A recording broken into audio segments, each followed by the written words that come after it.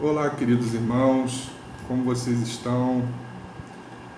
Espero que estejam todos bem, que estejam guardados na graça e na paz do Senhor Jesus. Nessa semana nós vamos estar conversando em nossas células sobre o tema Chamados a Crescer Juntos. E o texto bíblico que nós vamos usar para as nossas reflexões está na carta de Paulo aos Efésios, no capítulo 4, versículos de 1 a 16. Mas se vocês me permitem, eu quero falar um pouco sobre o panorama dessa carta, né? O que Paulo trata nessa carta? Primeiro, ele vai descrever nos primeiros capítulos sobre a maravilhosa obra de salvação, a graça maravilhosa do nosso Deus que nos foi ofertada em Jesus Cristo.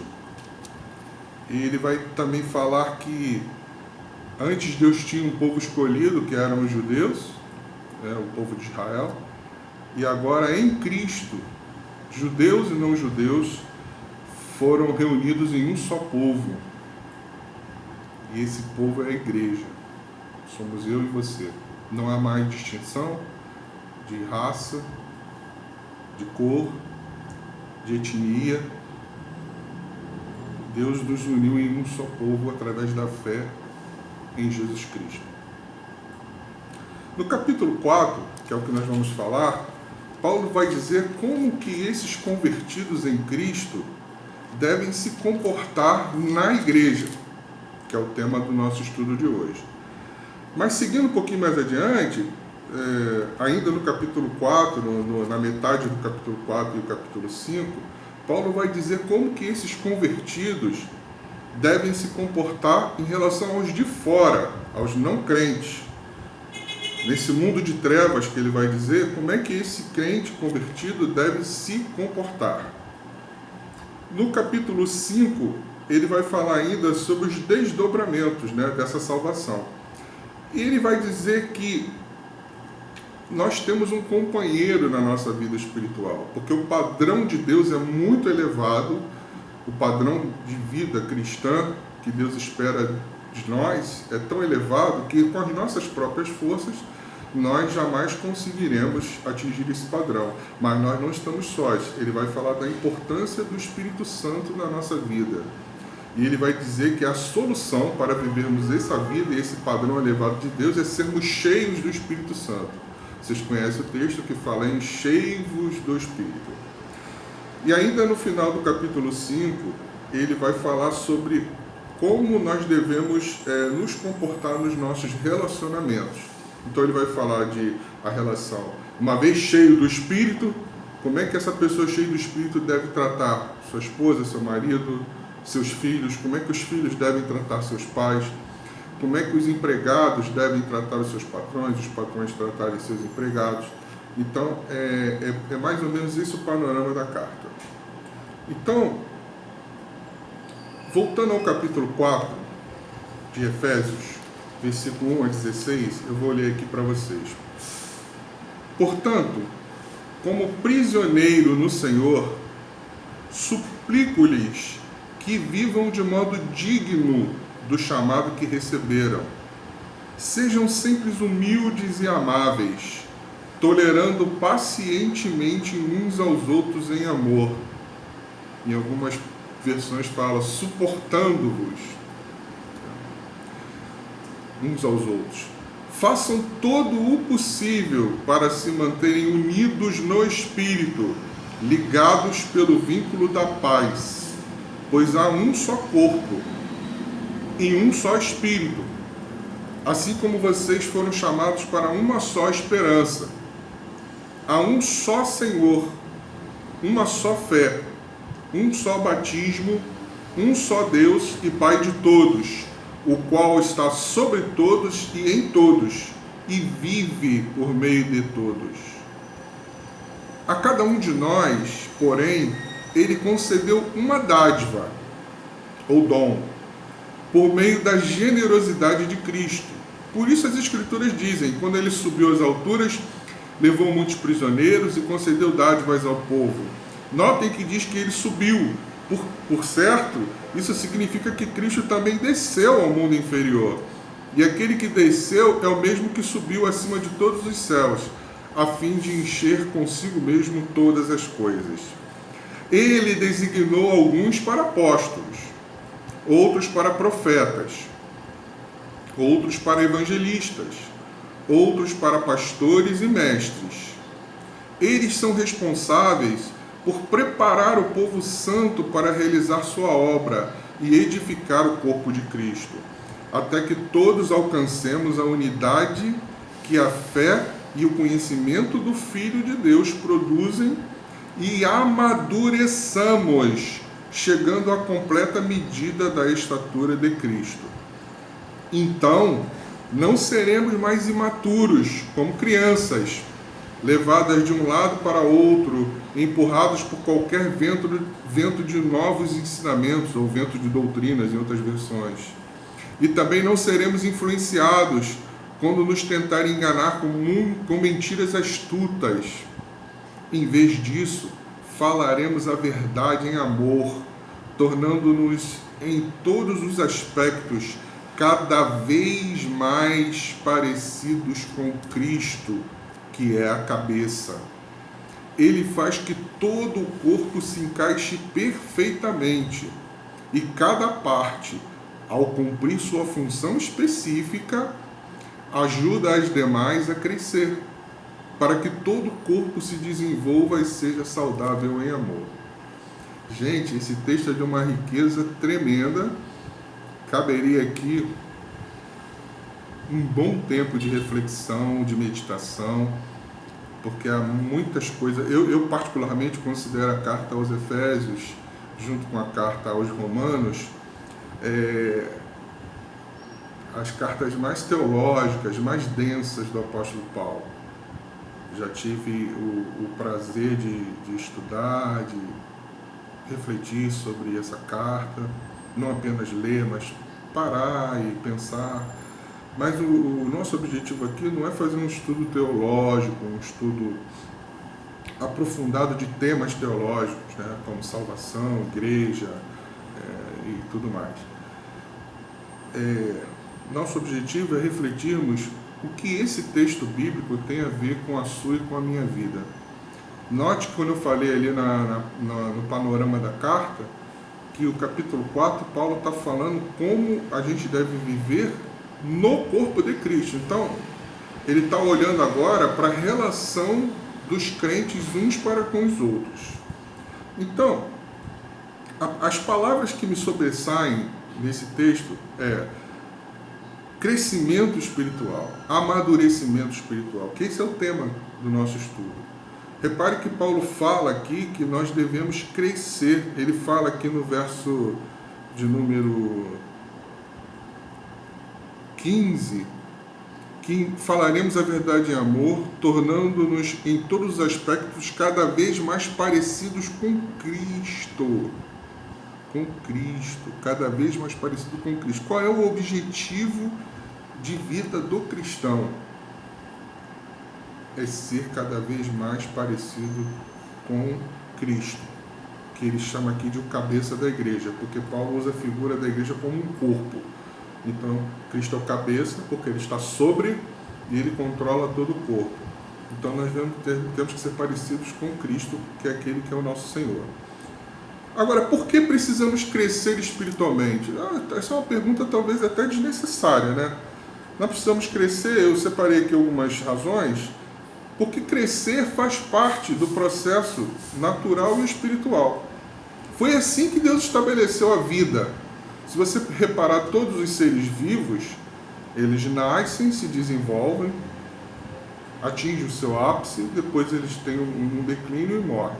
Mas falando no aspecto do crescimento, os seres vivos não surgem e ficam estáticos. Eles crescem, né?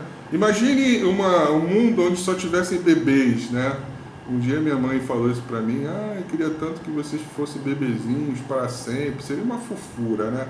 Mas nós teríamos muitos problemas com isso. Se o mundo só tivesse bebê, Quem iria nos proteger dos riscos? Quem iria nos manter? Quem iria nos alimentar? Então, não dá para sobreviver nem no mundo natural, nem no mundo espiritual, sendo um bebê eternamente. Nós precisamos amadurecer também, porque à medida que crescemos, nós vamos nos fortalecendo para enfrentar os desafios da vida. Outra razão é que, eu falei ainda há pouco sobre isso, se nós estivermos numa igreja, por exemplo, só bebês espirituais, imagina como é que vai ser essa igreja, gente. Quem vai dirigir a igreja? Quem vai discipular os novos crentes? Como resolveremos os problemas? Quanto tempo uma igreja só de crianças espirituais, só de bebês espirituais, quanto tempo uma igreja dessa sobrevive? Então, Paulo está dizendo, é óbvio que se vocês nasceram de novo em Cristo, quando você entregou sua vida a Jesus, a Bíblia diz assim, eis que tudo se fez novo, as coisas velhas já passaram, quem está em Cristo é uma nova criatura. Paulo fala isso na carta aos Coríntios. Você é uma nova criatura, as coisas antigas se passaram, tudo se fez novo. Então você nasceu. E aí o que se espera em consequência disso é que você cresça em Cristo. Agora, como a gente cresce espiritualmente? Você já deve ter ouvido sobre isso, mas eu vou só citar. A gente cresce através da palavra de Deus. A gente cresce tendo uma prática de oração. A gente cresce tendo uma vida de comunhão. A comunhão é um dos instrumentos para o nosso crescimento espiritual.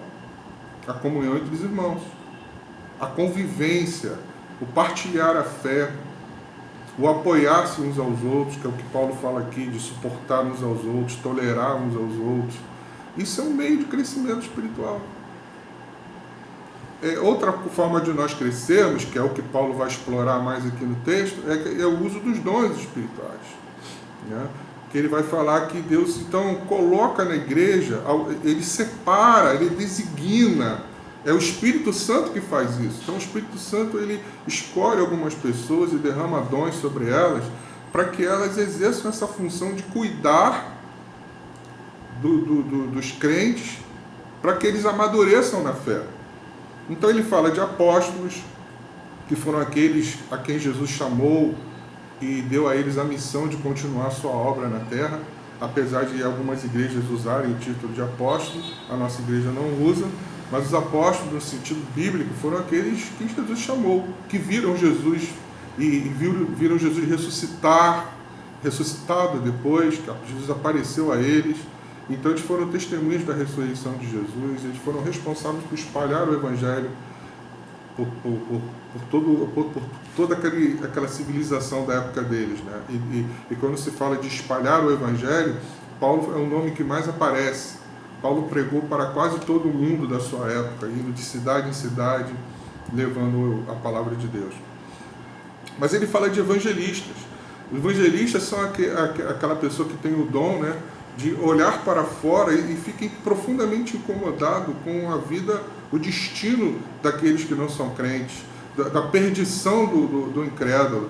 Então o evangelista é aquele que tem esse ardor, esse desejo enorme de ganhar outras pessoas para Jesus. Mas o evangelista também é um pregador, né? Porque o evangelista prega o evangelho. Né? Por isso é chamado de evangelista. Ele anuncia as boas novas. Nós temos os pastores, que é a figura que nós mais conhecemos. Os pastores são os cuidadores, aqueles que conduzem a igreja, aqueles que têm o papel de procurar o amadurecimento dos novos crentes, né? Essa figura é mais conhecida nossa. E temos os mestres, que também é uma figura conhecida na igreja, que são aqueles que ensinam as verdades da palavra de Deus. Mas Paulo fala de outros dons. Ele fala que existe dom de curar, dom da fé, dom de milagre. Ele fala de dom de discernimento de espíritos. Ele fala do dom de socorro. Quantas pessoas, né, Deus não dá esse dom de pessoas socorrerem, de não conseguirem se conter enquanto vê alguém sofrendo e fazer de tudo para aliviar esse sofrimento, socorrer as pessoas nas suas necessidades. Isso é um dom espiritual tremendo. Então, quando a gente fala de crescimento espiritual, é fundamental que cada um de nós cresça em Cristo, para o seu próprio bem individualmente, mas para o bem da igreja coletivamente. Então eu quero fazer algumas perguntas para você se autoavaliar, né? Eu quero fazer aqui uma autoavaliação. O quanto eu caminhei no meu conhecimento de Jesus desde a minha conversão? Para pensar. Você se converteu, entregou sua vida a Jesus. Esse foi o início da sua caminhada. O quanto você já andou na sua fé? O teu conhecimento de Jesus aumentou, a sua fé aumentou, sua vida mudou alguma coisa? A sua fé está mais firme? Você se tornou uma pessoa diferente por causa dessa fé? Outra questão. Ou será que eu estou caindo nos mesmos erros e cometendo os mesmos pecados que antes? Isso é uma pergunta importante. Outra questão. A maneira que eu vivo a minha vida cristã é uma inspiração para os demais irmãos? Quando os outros irmãos lá da comunidade do amor olham para você, eles se sentem inspirados através da sua vida a viver como um cristão? Eles veem em você um exemplo? Você dá um bom testemunho para os seus irmãos, dentro e fora da igreja? Quanta gente se afastou do Evangelho porque se escandalizou com pessoas de dentro da igreja que deram mau testemunho? Outra questão. A minha vida é uma inspiração para os que estão de fora, que é o que Paulo vai falar aqui depois, que nós somos como uma luz nesse mundo de trevas. Quando as pessoas de fora olham para nós, eu sou o tipo de pessoa que as pessoas reconhecem como cristão, como alguém que segue a Cristo de verdade. Eu sou um apoio para essas pessoas, uma referência para elas. O Espírito Santo, agora eu quero fazer uma outra questão importante, que tem a ver com o que Paulo fala aqui. Será que o Espírito Santo pode contar com você para edificar a comunidade do amor? Talvez você pense assim, mas eu não tenho o dom de pastor, eu não tenho o dom de ensinar. Mas será que o Espírito Santo não deu um dom a você, uma capacitação? Será que você não pode ser aquele que vai discipular um novo crente, acompanhar um novo crente, visitar alguém em necessidade, socorrer? Tem tanta coisa que se pode fazer para edificar a fé um dos outros. Será que o Espírito Santo pode contar com você para edificar a igreja? Ou será que essa incumbência fica só sobre o pastor Ricardo e a pastora Damares? Ou sobre o líder da sua célula? É só ele que tem que trabalhar para que a célula cresça e seja edificada? Quais dons o Espírito Santo tem dado a você? Pensa nisso. Talvez você esteja olhando só aqueles dons que mais aparecem, como eu falei, de pastor, de evangelista, de mestre, mas há outros dons que o Espírito Santo dá à igreja para a edificação do corpo. Resumindo, você é uma criança em Cristo, você é um adolescente ou você é um adulto? Você está crescendo, você está investindo no seu crescimento espiritual. Pensa comigo, se Deus quisesse que a gente fosse apenas salvos, assim que a gente entregasse a nossa vida a Jesus, Ele nos levaria para Ele. Meu filho, você entregou a vida para Jesus? Então, tchau. Tchau, mundo, vem viver aqui comigo, na glória. Ok. Mas se a gente ainda está aqui, é porque Deus tem um plano com a minha vida, com a sua vida. Então, pensa nisso. Que plano é esse que Deus tem para você? Que dom é esse que Deus tem? Qual é a tua função na Igreja do Lins, na comunidade do amor? De que maneira você pode contribuir para o crescimento da igreja? Se você entendeu essa mensagem, né, que Paulo está falando, que para que o corpo de Cristo cresça, nós temos que cuidar dos nossos relacionamentos, que ele fala de suportar uns aos outros. Paulo está falando de dons que o Espírito Santo dá para nos capacitar, e ele está falando de testemunho, está falando de maturidade nesse texto. Não dá para a gente explorar mais profundamente, mas eu queria que você guardasse essas palavras: Eu me converti, eu preciso ter um relacionamento saudável com os meus irmãos da igreja, eu preciso amadurecer em Cristo, eu preciso ser uma bênção na vida dos meus irmãos. Eu preciso caminhar em unidade. Caminhar em unidade, eu sei que cada um é uma cabeça, cada um tem seus pensamentos, tem suas ideias, posições políticas, até questões teológicas, muitas vezes dividem os irmãos, as igrejas, os pastores, mas Paulo fala que tem algumas coisas que são inegociáveis. Nós temos um só Senhor, que é Jesus, nós temos uma só fé, a fé no Senhor Jesus, nós temos um só batismo, nós temos um só Deus e Pai, que está sobre todos, em todos e vive por meio de todos. Essas são as coisas inegociáveis. Se todos nós cremos nessas coisas, nós somos um em Cristo. E devemos zelar para que nada nos separe ou nos afaste. Nem questões de relacionamento, como Paulo fala aqui, nem questões de diferenças, sejam elas quais forem. A nossa unidade em Cristo está acima de tudo. E nós, eu falo isso com muito temor, nós seremos cobrados por Deus em função disso. Muita gente tem se afastado da igreja, das igrejas de uma forma geral, por divergências, por comportamentos, por escândalos, por posicionamentos políticos até. E isso é muito sério. Deus fala assim que nós temos que zelar pela unidade. Zelar pela unidade do corpo de Cristo.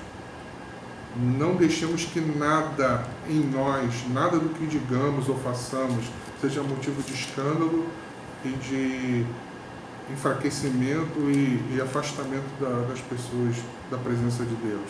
Ao contrário, é o que Paulo fala, que a gente seja não como crianças imaturas, mas como adultos em Cristo, que se edifica, que cuida,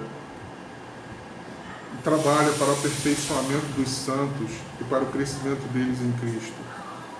Então, que nessa semana você pense sobre isso, Deus te use, Deus te abençoe e Deus fale ao seu coração mais nesse texto. Um grande abraço.